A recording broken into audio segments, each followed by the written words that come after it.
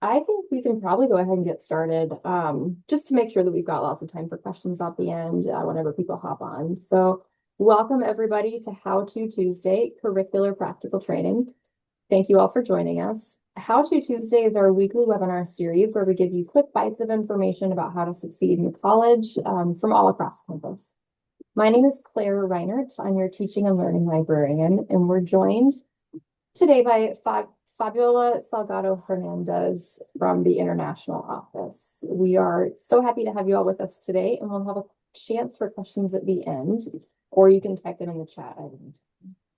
We'll be putting a recording of this webinar on our website so that you can watch it later. And with that, I'll go ahead and turn it over. Thank you, Claire, for introducing me. But hi, everyone. My name is Fabiola, and like Claire said, we're going to be going over CPT and just some of the general information that should be known with CPT. So what CPT stands for is Curricular Practical Training. And we're just going to go over some of the things that are necessary for this process. I'm going to go ahead and share my screen really quick. For the form. So right here, we're gonna see what the document looks like. Wait a second. Okay, there we go. So in order to be eligible for CPT, you do have to be with us for a full academic school year. This being said, this is applied to transfer students. So if you did do a semester prior to being here at Park, and then you've done a semester here with us, that is a full academic school year. So you are eligible for CPT. Another thing to know about CPT is that it is tied to the semester, meaning the dates that you have to put on this form down below right here of dates of employment, they're going to be tied to your semester. So for summer, that would be tied to your fall class, fall enrollment. And then for your winter break, that's going to be tied to your spring semester. So that's how those dates work.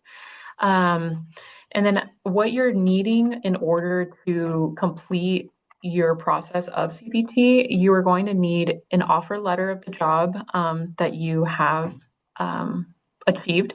And then you're going to have to fill out this CPT form right here with all the relevant information. We also will need the core learning outcomes. Core learning outcomes are a part of your course and what you should be able to master by the end of your course that you're going to be tying to your CPT. This usually can be found in the syllabus.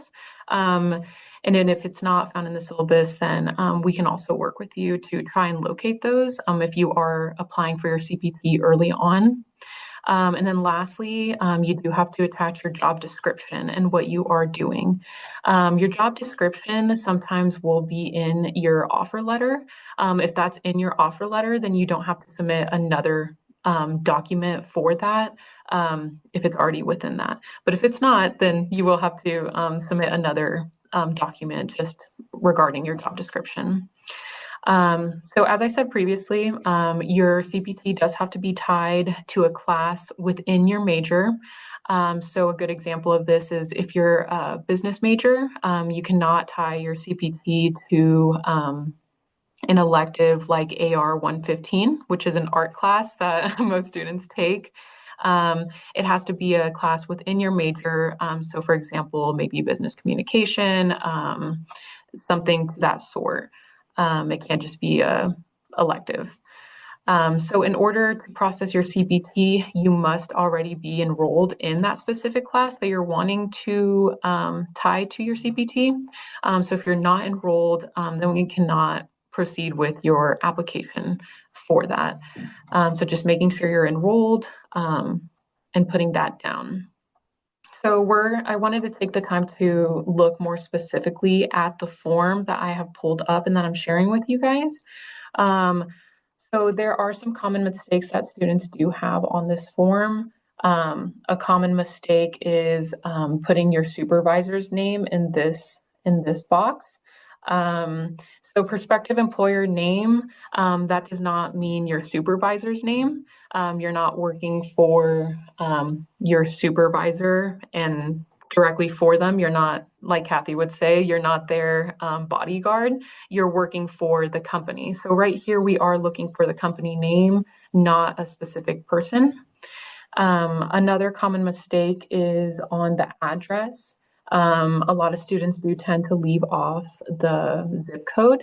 If we do not have a zip code, then we cannot verify the location of the company that you are working for. And so if there is no zip code, then your CPT will be denied. Obviously, if you just add the little zip code, then we can go ahead and verify that location and move more efficiently with your CPT application. And then moving forward, right here is going to be your course name, course number, the credit hours, instructor. These are also very important along with the start and end dates of employment. Again, these are tied to the semester, so these should be relevant to the start and end date of that class period. So if you're doing, for example, the winter spring CPT currently, then your end date will be the May, this following May, I think it's May 10th, which is the last day of classes. That would be your end date. And then if you'd want to work in the summer, then that would be a new application for tied to a fall class. Another area of importance is the hours per week. The government sees anything over 20 hours as full-time. So if you put down 21 hours, then that's considered full-time CPT. So anything below that is going to be 20 part-time. An area to know is if you do go over 20 hours, then that's considered full-time, and that will start the count of your 365 days of full-time CPT. If you go over 365 days of CPT, also known as a year, if you go over a year of full-time CPT, then you will lose the opportunity to do OPT, which is after you graduate. So this is very important to note. And if you are approved to be doing full-time CPT, then that's something that you really have to take note of and track for yourself. It would be hard for us to track everybody's, but just be mindful of that area. So yeah, and then moving forward to the courses and everything, make sure this is all accurate. This is important because if you do not have this, then we can't know what class you're tying it to, and also the enrollment, like I previously stated earlier. Along with this, so CPT must be integral to the school's established curriculum, meaning you cannot work at jobs such as food service like McDonald's or retail like Target. It needs to be related to your major. And with that, with it being related to your major, this does, after you complete this process with the form, CLOs, your job description, and your offer letter, it does need to be sent to the department chair to be approved. So that's why it is important that this is within your major and it's curricular to what you are currently learning. And so with that, right here, you do have to write down, why this is relevant to the course that you're currently taking. This is where it's important that your CLOs are aligning with what you are doing in the job that you got. So right here, that's 2 to 3 sentences in this box. I will make a note, a lot of students do sometimes write a lot more than 2 to 3 sentences. It just needs to be precise and to the point of what you are doing. And then right here is just following information.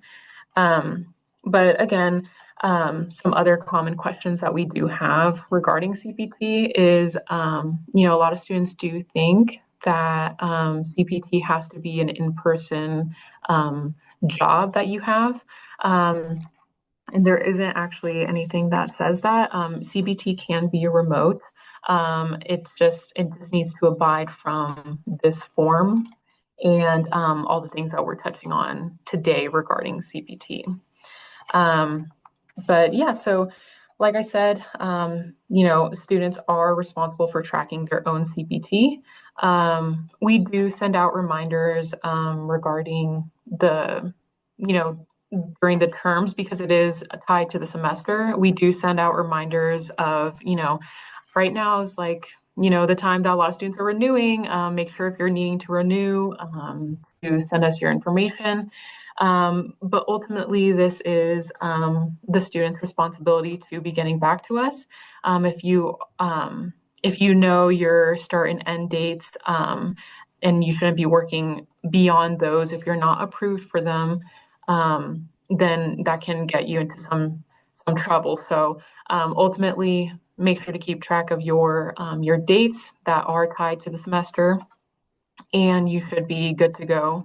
And if you have any questions more in particular about your situation, then you can always come to the department, talk to Kathy or I and Kevin as well. And we're always happy to help with any questions that you guys might have. Yeah, I think I covered most of the most questioned, areas of CPT. If you guys have any